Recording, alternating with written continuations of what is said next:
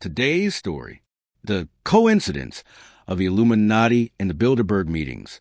For decades, the Illuminati and the Bilderberg Group have occupied overlapping territory in the public imagination. Two names whispered whenever people talk about hidden influence, elite gatherings, or decisions made far from public view. The coincidence isn't that they share members or agendas. There's no evidence of that. But that they both sit at the crossroads of secrecy, power, and myth.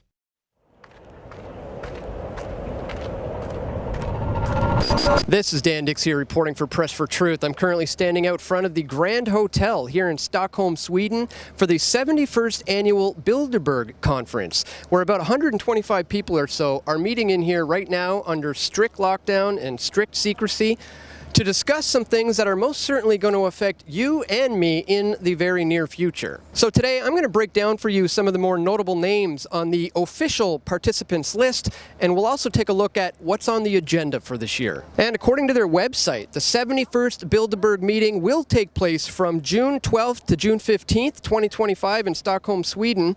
As ever, a diverse group of political leaders and experts from industry, finance, academia, and the media has been invited.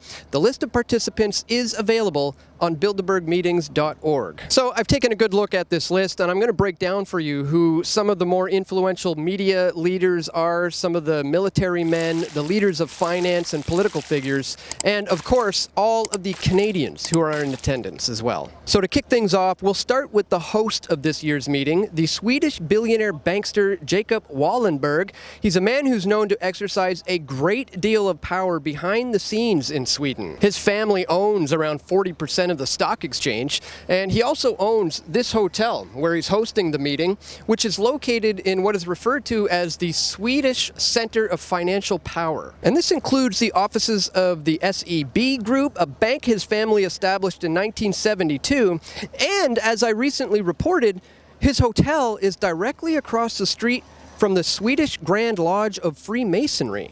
We'll take a look at some of the notable members of the press who are in attendance. We've got Thomas Friedman. He's the foreign affairs columnist for the New York Times. We've got Anne Applebaum. She's a staff writer for The Atlantic. We've also got John Micklethwait. He's the editor-in-chief for Bloomberg. And also Stefano Feltri, who's just simply listed as a journalist. We've also got Zanny Minton-Bados. She's the editor-in-chief of The Economist, and Matthias Döpfner, chair and CEO of Axel Springer, who's also on the steering committee of the Bilderberg Group, both of which I've questioned about all of this multiple times. Matthias, Mr. Döpfner, how are you, sir? Yeah, I spoke with you in Italy and Turin, sir. You gave me I remember that. You do remember. Yeah, you gave me a nice, candid interview. I told you this is one of the most interesting, inspiring conferences that I've ever attended. Yeah. And I appreciate your interest.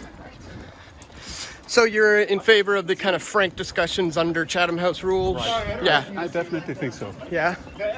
What would you say to the people who are concerned about the secrecy? I think the society needs both transparency about conversations, but it also needs conversations without media. I'm saying that as a media representative. I think it's just normal. I think there's really nothing special about it. There are hundreds of conferences like that. I have a suggestion. Yeah. I appreciate your interest and I fully understand it. We just wanted to have a walk and talk a little bit. Would it be okay if fair enough. Come to an end sooner or later? Sure thing. Next up, we'll take a look at some of the notable military men in attendance, like Christopher Donahue, a United States Army general who has served as the commanding general of the United States Army, Europe and Africa. We've got Nicolas Roche, the Secretariat General for National Defense and Security in France, and Mark Rutte, a Bilderberg regular who is attending this year for the first time as the new Secretary General of NATO. A very high position of power that the Bilderberg Group obviously found him very worthy of. Next up, we've got Satya Nadella. He's the CEO of Microsoft Corporation. We've got Daniel Ek, the CEO of Spotify, and also Eric E. Schmidt, the former CEO of Google and the current executive chair and CEO of Relativity Space, Inc. A man who I've confronted at these conferences a number of times about censorship and the axing of conservative voices online. Mr. Schmidt, there's a lot of big tech people here this year. There were last year as well. And since then, we've seen the removal of a lot of conservative voices online. Is that stemming from discussions at Bilderberg? Mr. Schmidt, our conversation got cut a little short yesterday.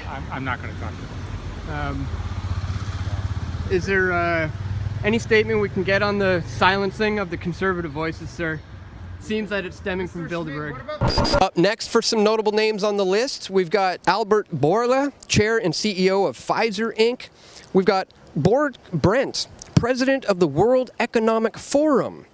We've also got Demi Haspes, co-founder and CEO of Google DeepMind, a leader in the field of AI, and also Lawrence, aka Larry Summers, who's an American economist who served as the United States Secretary of the Treasury and as the director of the National Economy Council.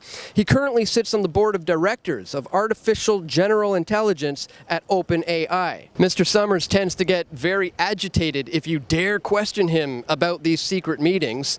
Here's one example, a clip from my coverage of the 2017 meeting. Mr. Summers, will we be discussing the economy at the... said no comment. Why? I've been asking people for 11 years, sir, and I always get the same answer, no comment. Why? Well, we want to end some of the theories out there. There's a lot of speculation and mystery. Yeah, people end up speculating because of the no comment comment. And if there was a little more transparency, there might not be all the conspiracy theories. No comment. Pro-Trump or anti-Trump? It's not your first time at Bilderberg, correct? Can you help us understand why is there such a mystique or mystery or secrecy about it? No comment. Or the reason for it? Next up, we've got Alex Karp, CEO of Palantir Technologies, Inc., and his co-founder and partner in crime, Peter Thiel, president of Thiel Capital, a man who I recently confronted about the Big Brother surveillance control grid that they are setting up, and about his ties to Jeffrey Epstein. If you haven't, certainly not least, as I said, I would like to take a look at some of the notable Canadians on this list. We've got Murray Auchincloss, the CEO of British Petroleum, and also Francois Philippe Champagne, the Minister of Finance, and, of course, none other than Chrystia Freeland, the former Deputy Prime Minister and current Minister of Transport and International Trade. The Bilderberg Group seems to be very fond of Canadian finance ministers because Chrystia Freeland attended while she was the Minister of Finance. Philippe Champagne is attending as the Minister of Finance, and Bill Marneau once attended while he was the Minister of Finance. Current Finance Minister Philippe Francois Champagne was recently questioned about the Bilderberg Group and his attendance in Parliament, and just listen to his answer to this very important question. Is the Minister of Finance going to be using taxpayer dollars to travel out of the country this week? Yeah. First of all, I'm happy to say hello to my colleague. He was my critic when I was a young man, Mr. Speaker, when I started in this House, and now I see that 10 years after, I still have the pleasure to have to answer his question. He comes from a great region. My dad lives next to his. Agro West. Is the Minister of Financing planning on traveling to the Bilderberg meetings this week using taxpayer dollars?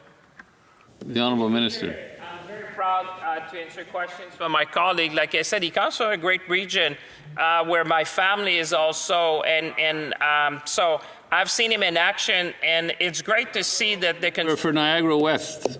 I just want to ask the Finance Minister why he believes that he should spend time at the Bilderberg meetings rather than actually tabling a budget. Honourable Minister. Mr. Speaker, I'm so glad to see my colleague is actually following, paying so much attention about what I do. I travel to Shawinigan also every weekend, Mr. Speaker, and I would be glad to invite him at home as well because he seems to be very interested where I'm going. When politicians just ignore and laugh off these types of very important questions, that should be of grave concern to Canadians. And when it comes to Chrystia Freeland, I've also documented her attendance a number of times. And for those in the American audience and elsewhere in the world, what is so significant about Freeland, and maybe what is she up to here at Bilderberg in Lisbon? Well, Freeland's been around. You know, she becomes minister of this, minister of that. She is on the board of trustees of the World Economic Forum, and back in around 2011, over a decade ago, she wrote a paper called The Rise of the New Global Elite. And in this paper, she talks about the World Economic Forum and the Bilderberg Group as being the new kind of international circuit for where a young plutocrat can rise up on the international scene. And she calls them, I think the hereditary elite. And she says they're very secretive. And now she is openly a member of this. Maybe not so openly because she's trying to keep it hidden, but she is now a member of the very thing that over a decade ago she was trying to warn people about. So this is like number 2 to Canada, if anybody's not too aware. She's pretty significant. Chrystia Freeland was once the second in command to the Prime Minister, but it seems she's being demoted to the Minister of Transport and International Trade by none other than Bilderberger Mark Carney, who is now Canada's official Prime Minister. And in case you guys didn't know, at last year's meeting, I correctly predicted that Mark Carney was eyeing the position of Prime Minister and that he would get it if the Bilderberg Group would allow it. In case you didn't know, Mark Carney was the governor of the Bank of Canada from 2008 to 2013, and he was also the governor of the Bank of England from 2013 to 2020. It seems that his next venture in life may be politics, as he seems to be looking for the position of Prime Minister of Canada, if, of course, these guys are going to allow it. So, what topics are going to be on the agenda for this year? Well, ever since I've been covering this for the last 19 years, and ever since trailblazers like Jim Tucker, who came before me, they haven't been publishing the participants list or the minutes of the meetings or the agenda. But after all the exposure they've been getting over the past 2 decades, they now hide in plain sight by launching a website and by publishing the official participants list and agenda. So this agenda has just recently been released, and here's what's on it. Number 1 is the transatlantic relationship, which is the most obvious one because that's pretty much the reason why the group was established in the first place, way back in 1954.